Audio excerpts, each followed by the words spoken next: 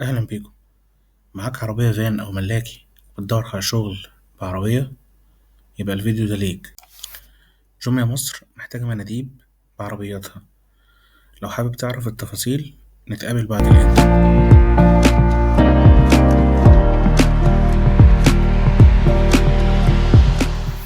أهلا بيكم مرة تانية.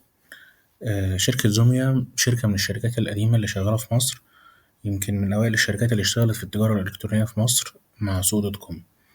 هي دلوقتي محتاجة مناديب في بعض المناطق تشتغل بعربياتها. هنبتدي دلوقتي نقول إيه هي المناطق أو إيه هي الفروع اللي محتاجة ناس تشتغل معاها بالعربيات. هنقول أول المناطق دي، هنمسكهم كده بالترتيب. عايزين في فرع الشرقية. فرع الشرقية ده بيخدم في السويس وبورسعيد وأبو كبير وهي تمام. محتاجين ناس في فرع أكتوبر، ده في زايد وحدائق أكتوبر. محتاجين ناس في فرع المعادي وده محتاجين فيه منطقة حلوان. محتاجين ناس في فرع مدينة نصر وده بيخدم حدائق القبة ومدينة نصر ومصر الجديدة. محتاجين ناس في فرع اسكندرية وده في العجمي بيخدم العجمي والمنظرة قبلي والعصافرة وكرموز وفيكتوريا. محتاجة كمان مندوب جوكر للمناطق دي.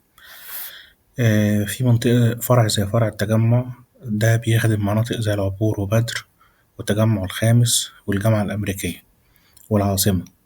ومحتاجين ناس في الدقهلية وده بيخدم مناطق زي زفتة وكفر الزيات وبلطيم والمنصورة ودمياط ودسوق. طب بالنسبة لتفاصيل الأسعار لشركة جوميا، شركة جوميا ليها نظام مختلف عن بقية شركات الشحن. بتشتغل بالشحنة. طيب سعر الشحنة كام؟ هم عاملين تقسيمة مختلفة شوية. لكل منطقة ليها تسعيرة.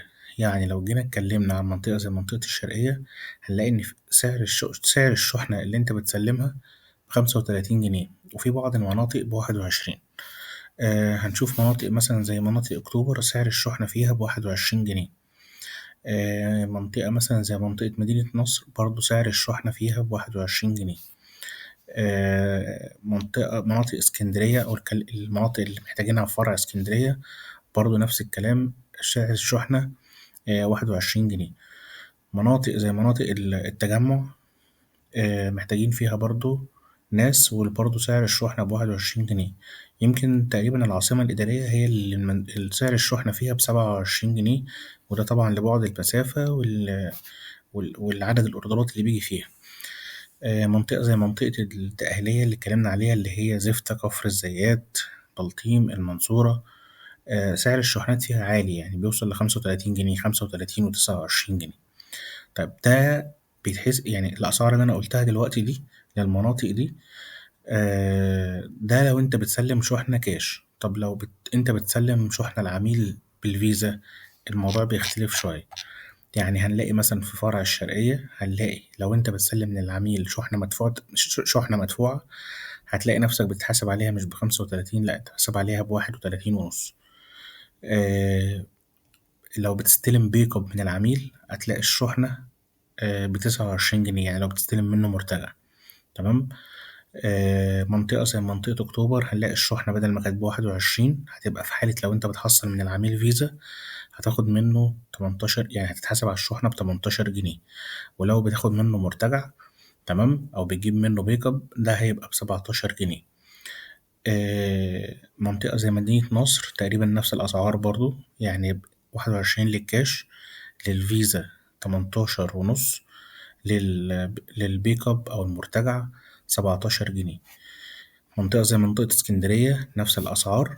منطقة زي منطقة التجمع، التجمعات اللي احنا اتكلمنا عليها برضو زي ما قلنا إن الأسعار فيها كان 21 جنيه. بالنسبة لشحنة كاش انت بتحصل الفلوس من عميل، أما لو بتحصل منه شحنة مدفوعة بالفيزا دي هتبقى ب18.